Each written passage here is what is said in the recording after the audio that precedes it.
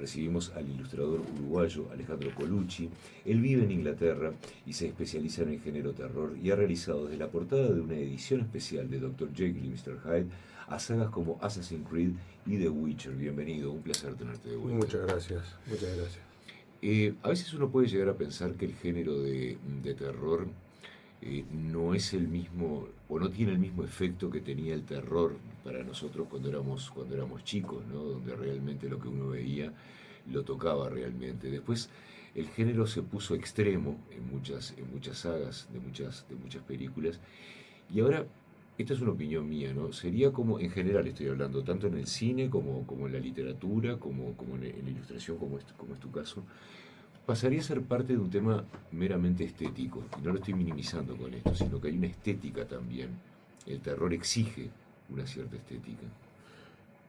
Es probable. Yo, en el caso mío concreto, la estética cuenta un montón, porque yo casi a los 60 años, y ahí voy un poco a lo que decís de nuestra generación, sí que toda la parte más cruda y más gore, no la viví demasiado, apareció un poco después y nunca me enganché tanto con eso. Entonces, a la hora de producir imágenes de horror, que es una de las temáticas que hago básicamente dentro de la fantasía, mi favorita quizás, yo siempre intento que tenga una parte estética, llamémosle agradable o linda dentro del género, que claro, tampoco es que se pueda suavizar demasiado, pero sí que me gusta que sea como lo más bonito posible dentro de la brutalidad del género, digamos, ¿no? Uno se pregunta viendo tu trabajo y voy a... Tenemos mucho para hablar de él, porque no solamente es horror, hay de todo aquí. Tengo en mis manos un libro, este, Arquetipos del horror, con el arte de Alejandro Colucci. Bueno, un libro de lujo, de ilustraciones de Alejandro. Y uno se pregunta qué componente, y cuando te voy a hacer la pregunta te estoy hablando del género también, qué componente de romanticismo hay en el horror. Supongo que mucho, según qué tipo de horror, ¿no? Romanticismo en novelas góticas, por ejemplo, básicamente mi acercamiento al horror es, bueno, como ya se imaginan, yo como ilustrador, pero no, es bueno aclararlo, es en la parte literaria, o sea, yo me dedico a esto hace unos cuantos años y siempre ha sido para libros, ¿no? La parte literaria es de libros, ¿no? No de cómics o de otro tipo de publicaciones. Entonces, en libros, sí que concretamente la novela gótica, por ejemplo, tiene un componente romántico fuertísimo, ¿no? La novela gótica que podríamos mencionar a los tres grandes de la novela gótica, que es Dr. Jekyll y Mr. Hyde, que lo dijiste hace un momento, Frankenstein y Drácula, ¿no? Esos son los tres pilares. Y sí, claro, tiene una parte romántica inmensa, ¿no? Eh, me hablas, me aclarás que tú dibujas portadas, ¿verdad? Básicamente ¿En sí. algún momento dibujaste cómics? ¿O quisiste Eh, hacerlo? Quise hacerlo, sí, la verdad es que quise mucho porque me encanta y soy un fan total de los cómics. Es con lo que arranca un dibujante, como cuando es chico, te estoy Es, diciendo, es ¿no? probable que, claro, porque antes de la literatura lo que primero que te llega impreso son cómics, probablemente, ¿no? En mi caso sí que fue así, sin duda alguna. Y como fan, sí lo intenté, claro, lo intenté. Yo hice dibujé algunas páginas para una revista uruguaya que creo que se llamaba Medio Tanque, salió una publicación muy independiente, así muy amateur, hace añares. Medio Tanque hice algunas páginas dibujadas que me daban un poco de vergüenza. Hasta Daniela, mi esposa, me ayudaba a entintar algunos negros plenos, me acuerdo. Y después hice otro intento muchos años después, que yo ya era un poco más talentoso, pero aún así nunca pude llegar al tema. Porque Pero te pregunto, porque no es por falta de talento, pero a veces pasa que es el estilo de trabajo de uno. Entonces uno puede decir, mira, ¿sabes lo que pasa?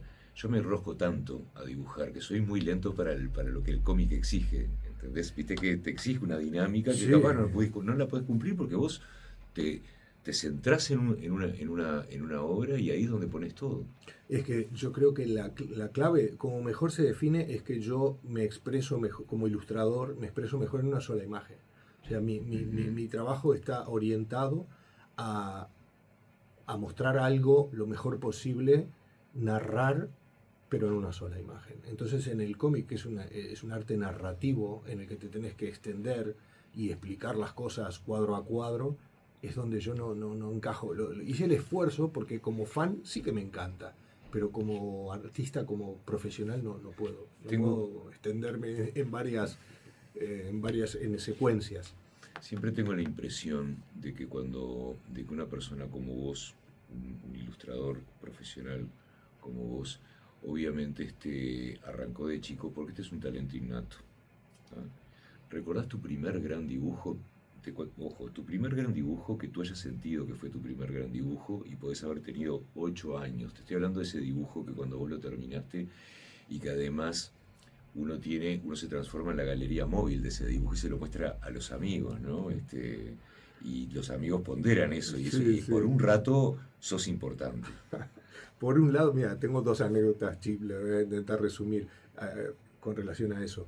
Uno es que mis compañeros de la escuela, la Sagrada Familia, de acá en la Guada, ellos recuerdan que yo era un dibujante buenísimo. Yo, Mm, para mí, no. Yo pensaba que más o menos todos dibujábamos igual en aquella época, ¿no? Y ellos me dicen, estás loco, estás loco. Cuando me encontré con ellos hace unos años, me dicen, no, que vos dibujabas mucho mejor que los demás. Entonces, se ve que sí. Yo no me daba cuenta, pero se ve que sí. Ahora, mencionando un dibujo, como decís vos, más que a los 8 años, como dijiste, fue a los 18 años, imagínate, mm, bastante, porque ese es el que tengo un recuerdo que fue el dibujo como que me iba a cambiar la vida. Fue lo siguiente, a los 18 años empecé a estudiar dibujo. ujú. Pese a que, por supuesto, dibujaba desde niño, pero ahí empecé a estudiar dibujo en una academia que se llamaba Continental Schools, que estaba en la calle Ejido. La famosa, Sí, por la cara que ahí, sí, pusiste, sí. la Continental Schools, aquella famosa que era de clases por correspondencia. Aprenda a dibujar por correspondencia. Bueno, en Uruguay, como éramos chiquitos, como somos un país chico, la Continental Schools también era por correspondencia, pero había clases personales, cosa que no había en otras partes del mundo, era Mm. solo por correspondencia. Entonces fui, me apuntó, me comentó mi madre, hay una escuela, ¿y querés? Y ahí fui, 18 años, ¿eh? Y ya no era tan niño. Entonces mi profesor de toda la vida, Álvaro Fontana, que lo adoro, un referente para mí, no solo en lo profesional, sino en lo personal, me dijo, me puso un busto del David, de la cara, de la cabeza del David.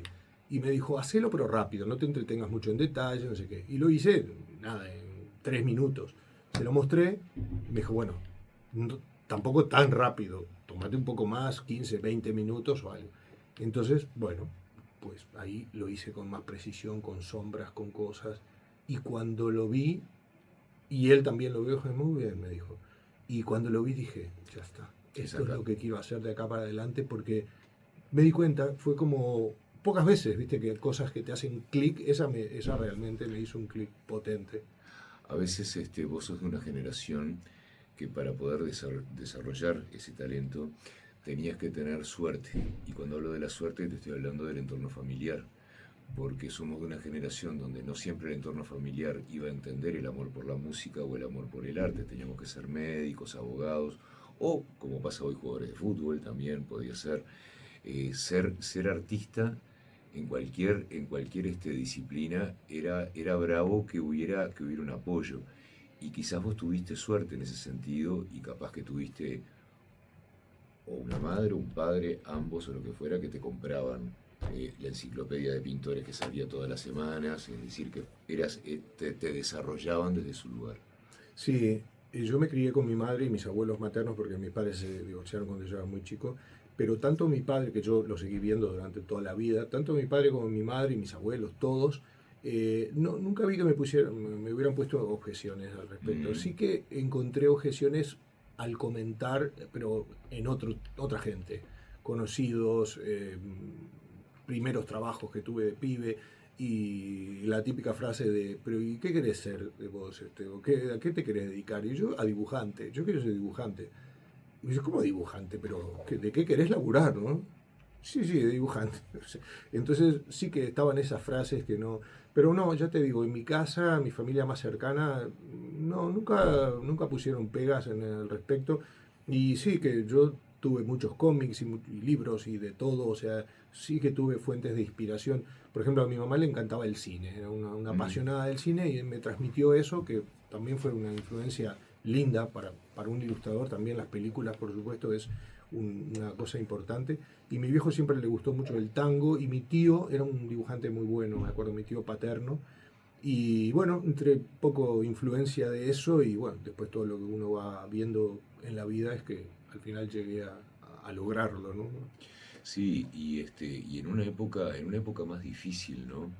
Repito, eh, eh, no había mucho para desarrollarse acá en el Uruguay. Creo que quienes amamos el dibujo y a quienes nos gustan estos géneros, vos corregime si estoy equivocado, pero la gran referencia que teníamos era la de Eduardo Barreto, que había logrado salir del país para dibujar para la DC y para Marvel, nada más ni nada menos, y que claro, que se había jugado de ir hasta allá, digo, o capaz que habrá mandado algo por correo en algún momento, pero no era como ahora, es decir, uno era una especie de Kwai Chan Kane, de Kung Fu de la vida, viste, que iba con la mochila caminando y diciendo, bueno, acá voy a dejar esto, acá voy a dejar esto otro para ver qué es lo que pasa. Es como un pescador de océano prácticamente, ¿no? Sí, no, sin duda. Mira, mencionando a Barreto, concretamente ahora que vinimos en esta estadía, estamos parando en la casa de un amigo, un gran amigo mío, Claudio Moreno, que le mando un abrazo, que fue el último ayudante de Eduardo Barreto, mi Mirá, gran amigo personal, mirá. porque sabes que falleció hace unos Sí, años. sí, yo ya sabía, sí. Y sí, Barreto fue un referente enorme sobre todo para los del cómic, ¿no? Para Sí, los que se dedicaron al cómic. Pero sí, totalmente, porque en aquella época yo empecé a trabajar profesionalmente en el 90 y sí que es verdad que no había muchos caminos, muchas cosas para elegir. Como dibujante, vos querías ser un dibujante excluyendo a las artes plásticas, porque si eras un pintor, es otro mundo, es otro planeta ese, que no sé, nunca me vinculé y nunca, no sé cómo funciona directamente. Pero dibujante a nivel más editorial, de cosas impresas, ¿no? Bueno, después salieron los videojuegos, pero bueno, pues en aquella época de cosas impresas podías dedicarte, aunque no sé si vivir de eso, a caricaturista, por ejemplo, para medios de prensa, para diarios. Podías arriesgarte al cómic, porque claro, Barreto sí que fue un tipo que marcó una época, pero costó mucho para que vinieran otros y siguieran esa es rueda verdad. que él inició, o laburar en publicidad. Y eso fue el camino mío fue publicidad. O sea, yo arranqué en el año 90 en Ímpetu, la agencia de publicidad de Ímpetu. Después pasé por dos más, Ferrero, Cámara, tres más. Y viceversa, que fue la última, hasta el 2002 que me fui. Entonces era un ilustrador publicitario, hacía bocetos antes de las computadoras, ¿no? Sí, sí, sí. Hacían a mano las cosas, querías mostrar una campaña, algo a un cliente, había que dibujarlo para que les diera una idea. Y hacía eso, y después con los años, porque trabajé en eso 12 años, del 90 al 2002, y pasé a diseñador gráfico, digamos. No estudié nada de diseño, pero trabajando en agencia de publicidad fui, fui aprendiendo un poco, entonces al final, digamos, de mi vida en Uruguay, que fue el 2002, era como un ilustrador y diseñador gráfico. Esta es una de las pocas profesiones, me parece a mí, y siempre, le cuento a la audiencia y te aclaro a vos, que me quedo, Alejandro, en el ámbito artístico siempre, pero debe ser una de las pocas disciplinas artísticas en las que los artistas se maravillan de lo que hace otro, ¿no? Hay poco celo en ese sentido, En uno, mi caso, sin duda, pero te maravillas de lo que hace el otro, totalmente. este, y que hay un momento de la vida en el que tenés que agarrar tu camino, tu personalidad, para no querer hacer lo que hace el otro y decir, bueno, yo voy a hacer como este, pero en lo que hago yo. Sí, sí, totalmente. Y ahí es donde para mí está la diferencia entre influencia e inspiración. En el caso mío personal, yo tuve muchísimas influencias, como todos, ¿no? Mm, Muchísima influencia e inspiración de un montón, ¿no? Y admiré, como vos decís, y admiro a muchísimos colegas. Pero en el caso mío concreto, sí que se dio más la inspiración que la influencia, porque yo puedo citar a un montón de cosas que fueron influencias mías, como Doré, por ejemplo, Gustave Doré, o ujú. Frank Frazetta, o millones en el cómic, porque me gusta mucho Alberto Brecha, Safino, un montonazo, pero sin embargo mi laburo no se parece en nada a ellos. O sea que pesó más la inspiración que la influencia. O sea, no me influyeron en el estilo, porque sí que mamé de todo eso, me fasciné con todo eso, pero por alguna cosa rara de mi personalidad, o no sé, a veces pasa y a veces no, porque muchas veces te pasa que sos similar a algún artista. Sí. Podés mencionar tanto en la música, en la pintura, en lo que sea, varios similares. Y el trabajo mío es como que no tiene mucho similitud con otros. O sea que sí que produjeron una inspiración fuertísima, fuertísima, muchos, ya te digo, y no solo en las artes plásticas, también hasta en la música, el cine, en lo que sea, pero para bien o para mal, no lo sé, mi trabajo no se parece demasiado a otros. Eso está bueno. Eso está, Sí, por un lado, sí. sí, no, y además, lo que pasa es que, claro, como que uno pierde la referencia, tiene que autorreferenciarse también y aprender a conocerse a uno mismo. A veces un dibujo, cuando hablo de un dibujo, una ilustración, puede llegar a ser también una especie como de jungla en la que se mete el explorador, de la que no puede llegar a salir, y cuando termina, lo que hizo es, no sé si es una porquería, pero uno mismo, y está terminado, y uno mismo no está para nada conforme, y empezar de vuelta sobre el mismo concepto es horrible, sobre todo cuando uno parece que terminó. Sí, a mí me pasa a mí me pasa una cosa que supongo que a los demás también, que yo cuando hago un trabajo dibujado o ilustrado con computadora, lo que sea, una obra, me tiene que gustar mucho a mí. Si no, por más que le guste a un cliente, me cuesta horrible como Claro. entregárselo. Y entonces lucho para que realmente me convenza mucho a mí. Sin duda, claro, yo he hecho 1500 portadas de libros en mi vida y no sé cuántas más ilustraciones para interiores, de todo. Entonces, sin duda que a veces pasa que, claro, los trabajos que haces, no todos te complacen al 100%, ¿no? Y sin embargo, de repente a determinado autor o editorial le encanta. Y a mí, claro, lo entrego, pero un poco a regañadientes, porque yo sé que, bueno, podía haber sido. Lo que pasa es que, claro, son mil condicionantes que hay que no podés influir uno mismo como artista en todas. ¿Cuándo se deja de retocar un dibujo?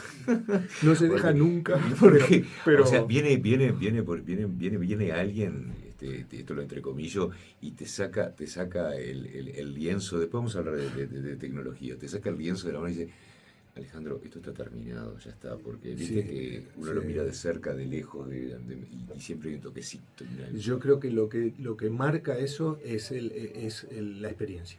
Ujú. Porque podés no parar nunca, que hay mucha gente que le pasa, ¿no? No podés no parar nunca.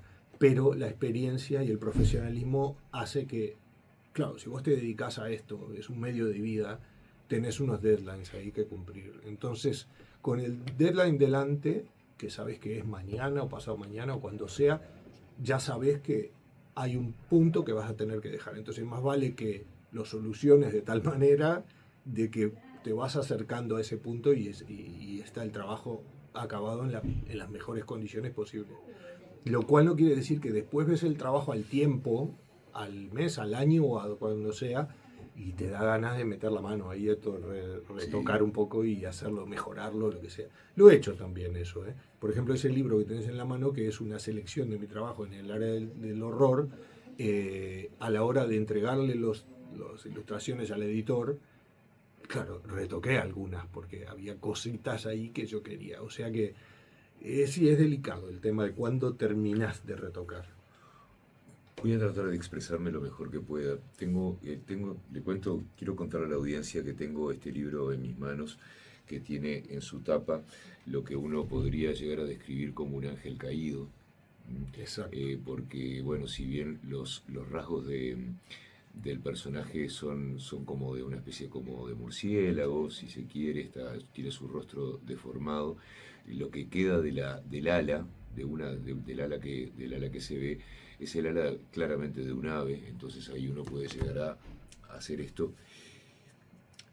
Y a veces De un en ave o de un murciélago podría ser. podría ser, pero a mí la forma, Es más un ala de un ángel, por eso como un lo ángel, dijiste está al bien, de un principio. ángel. Está, pero lo que pasa es que quería tratar de describirlo bien, pero es un ángel caído, estamos de acuerdo. Totalmente. ¿Cuánto hay de moral? ¿Cuánto hay de las creencias? Pero te estoy hablando de las creencias de lo que está bien y lo que está mal, de lo que es la evolución de la personalidad, de los pensamientos de Alejandro, ¿no? De la persona. ¿Cuánto hay del interior del artista en este tipo de obra, porque acá no estamos hablando de un monstruo, por decirlo, por reducir la descripción de una manera. Estamos hablando de una historia, estamos hablando de una trayectoria que queda plasmada, lo anterior solamente vos lo sabés, pero hay todo, por lo menos llegamos al último segundo, en el último minuto de la última hora de vida de este personaje, pero detrás de esto hay mucho.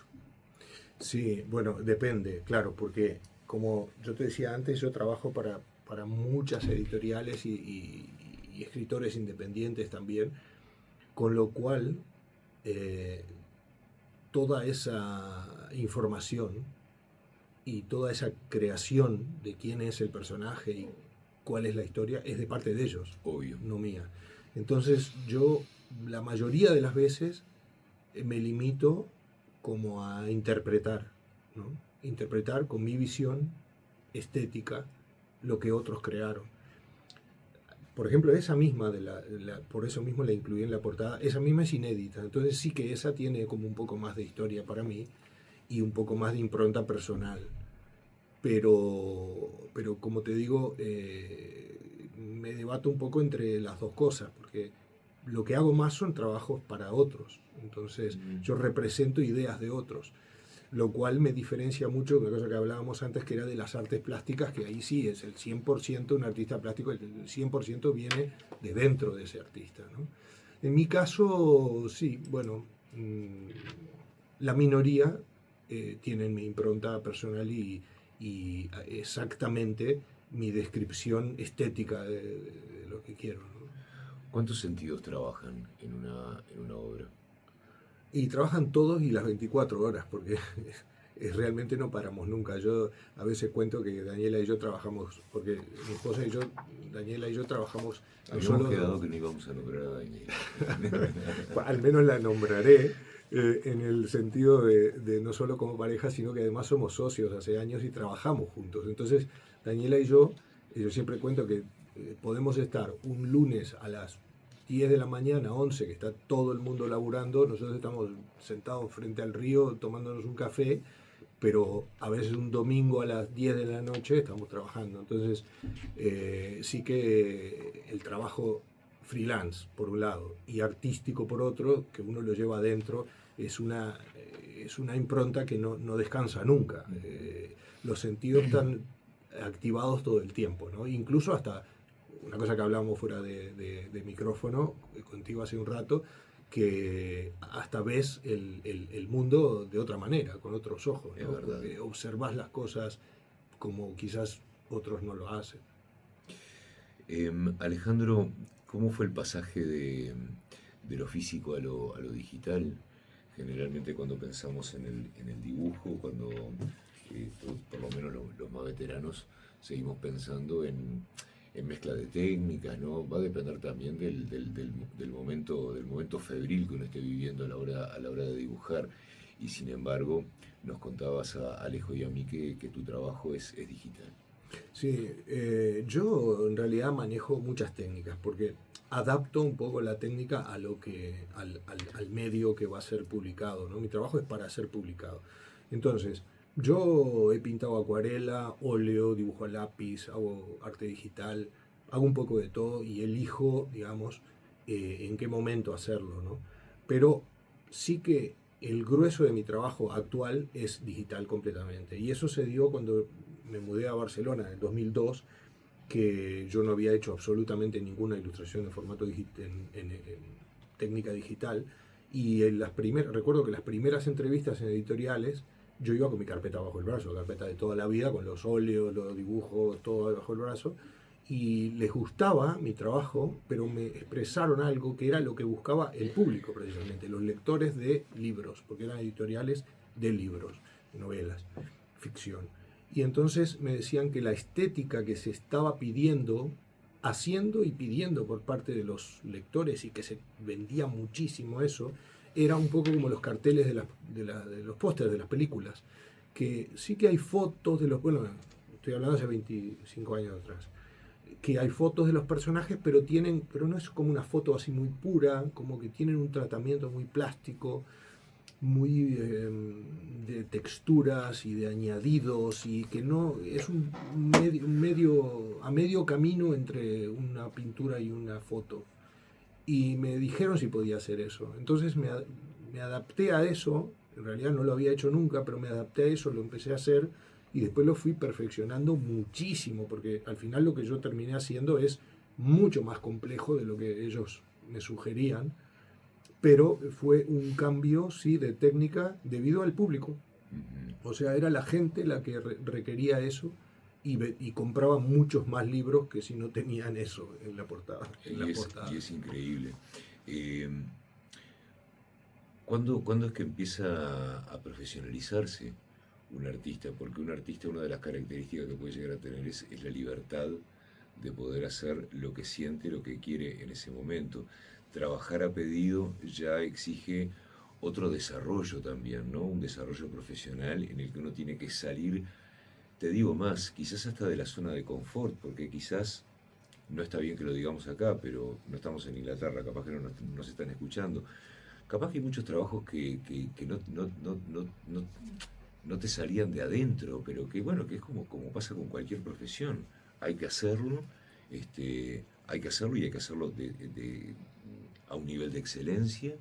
Y uno tiene que pasar por arriba de ese capricho, ¿no? De esa especie como de autoridad que siente que tiene el artista muchas veces de entregar su propia libertad. De hacer lo que quiere él. Exactamente. Sí, el profesionalismo creo que eso es distinto en todos, en cada uno. Yo creo que le llega en momentos diferentes a todo el mundo, porque depende de muchos factores.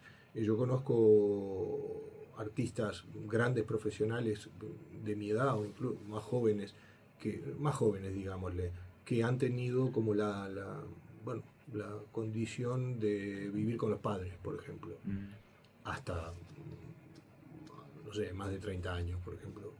Y claro, esos son el ejemplo que citabas vos, que esos hacen lo que quieren, cuando quieren, trabajan cuando quieren, el tiempo que quieren, y hacen lo que quieren, y lo que no quieren no lo hacen. El caso mío, de llegar Daniela y yo a Barcelona en 2002 con 2 hijos chiquitos, radicalmente diferente, ¿no? Tienes que empezar a trabajar rápidamente para sustentar a la familia, y eso hace que te profesionalices sí o sí, muy rápidamente. Yo era profesional ya, pero en otro tipo de campo, y me tuve que adaptar a algo que era lo que en definitiva me gustaba más, pero que en Uruguay recién lo había empezado a hacer, porque yo había empezado a trabajar aún viviendo en Uruguay en 2001 o 2, por ahí.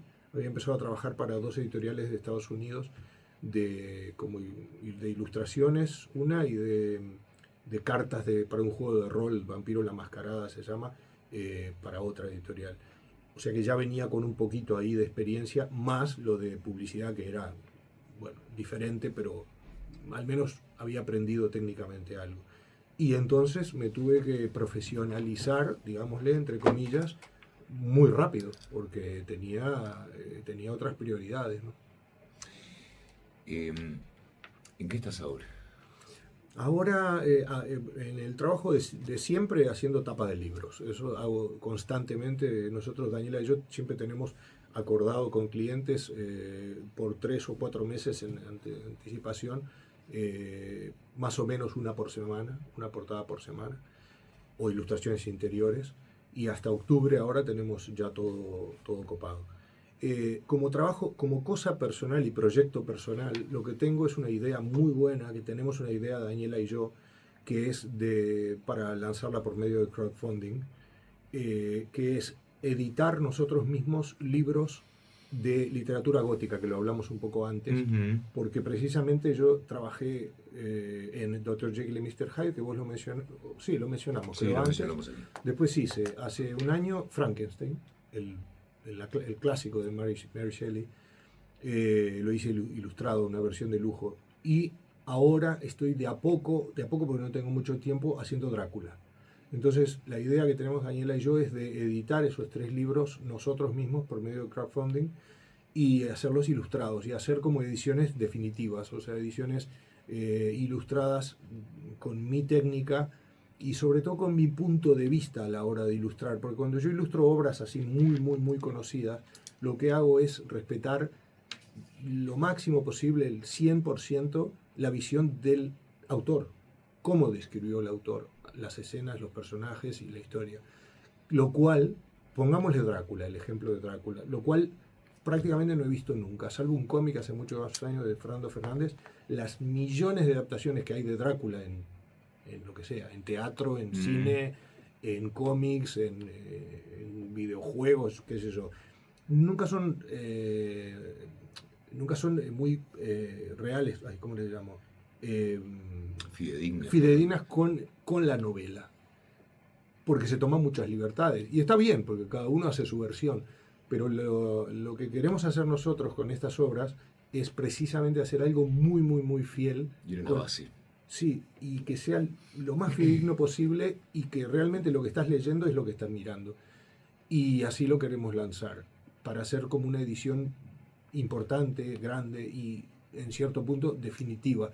Que el que quiera esas novelas de literatura gótica, tener una por encima de las demás y desechar las ediciones de bolsillo, las cosas que han salido por ahí que nos le convencen, que tenga esa. Porque, como te decía antes, es mi manera de trabajar un poco, o sea, tanto profesional como fan. O sea, yo como fan quisiera tener eso en mis manos. Bueno, eso es una ventaja que tiene tu profesión también, ¿no? La pasión. Ah, totalmente. Es un ventajón. Totalmente. Hablando así. En mi caso, esto es totalmente. Yo soy un apasionado de mi trabajo, sí, exacto. Te hago una pregunta. Tenemos un poco de tiempo todavía. Me salgo un poquito de tu trabajo. Pero bueno, hablabas de los cómics, hablabas de con qué te criaste.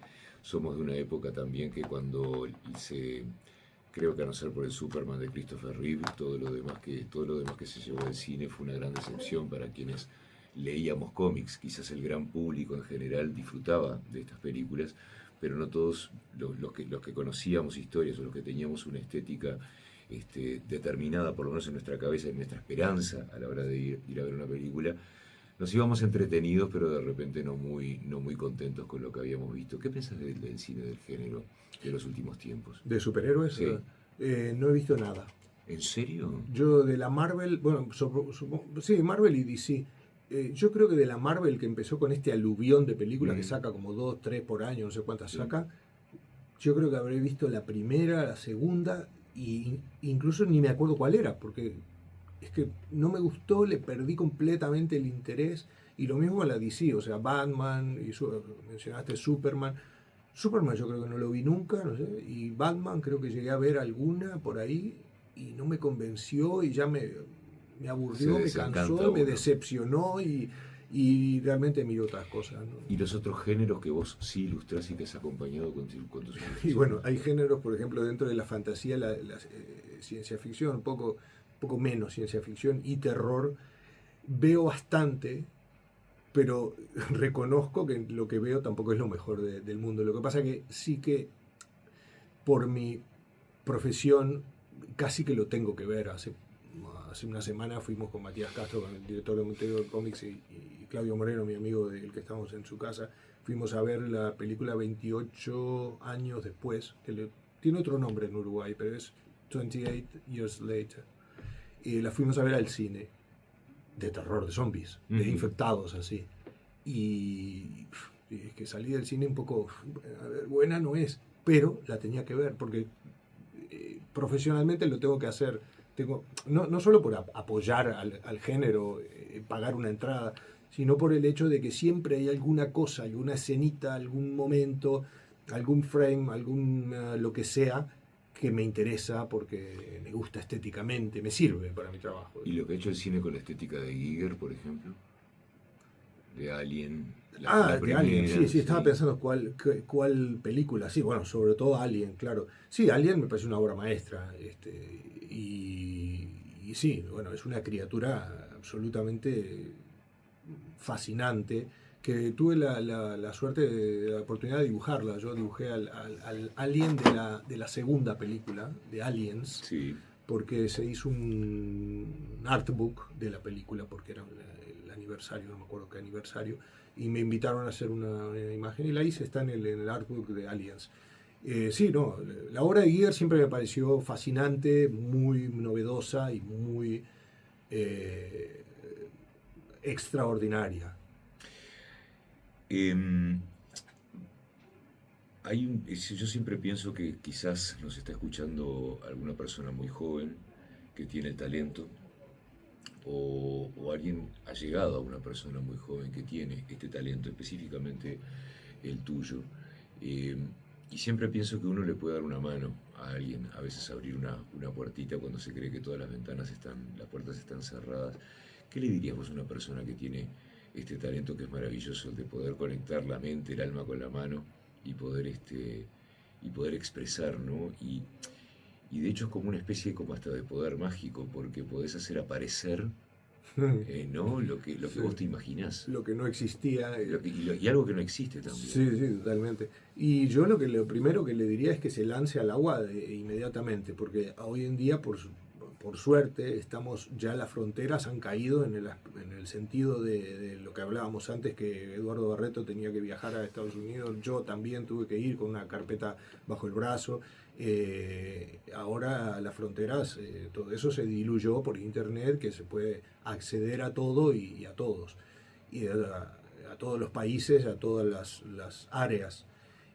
O sea que en ese sentido va a ser mucho más fácil, tanto acceder a cosas que te inspiren, a otros artistas, a poder valorar tu trabajo comparándolo con otros, cosa que a mí en mi época costaba bastante más, y ofrecer tu trabajo cuando estás listo para hiciste algo que realmente te gustó y lo puedes mostrar muy fácilmente con las redes sociales, es el principal vehículo, ¿no?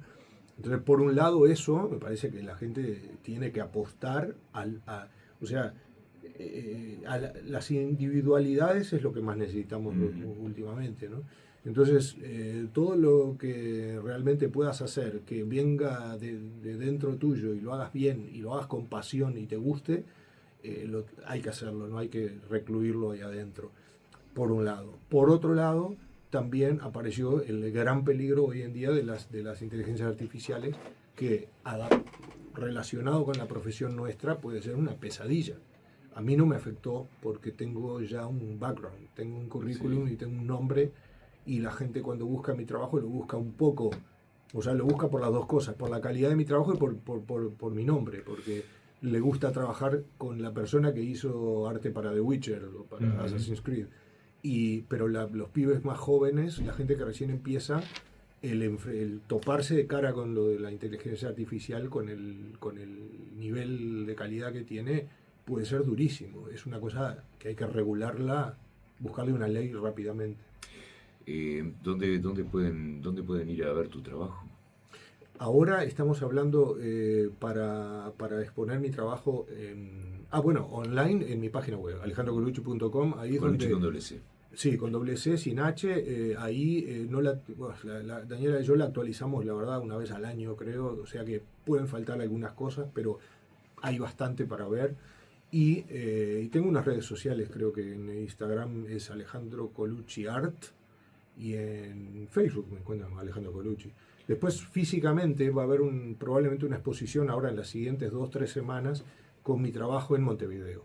No tengo datos todavía, pero el Ateneo, por ejemplo, en el Ateneo voy a tener una charla ahí y probablemente como se dice, se proyecten algunas imágenes mías, y va a ser más eso, charla. Y un poco más adelante estamos afinando los detalles para algún local, algún lugar, se van a exponer cosas físicas, ¿no? Físicas impresas, me refiero, porque en definitiva mi arte es digital. Este libro que tengo en mis manos, ¿lo podemos conseguir acá? No lo he visto acá, porque este libro salió en Inglaterra el año pasado y no existe edición en español, a pesar de que se podría intentar conseguir así como está, en inglés, pero no he visto que... No sé, bueno, claro, es un nicho muy específico, ¿no? Es un nicho dentro de de los ilustradores, dentro de la fantasía y más adentro todavía el horror, ¿no? Entonces no sé si acá estoy un poco desconectado con las librerías especializadas. Quizás Ujú. las especializadas en cómic y este tipo de cosas podría ser. Alejandro Colucci, artista, ilustrador uruguayo, nos visitó aquí en Viva la Tarde. Un placer conversar contigo nuevamente. Encantado, gracias por la invitación.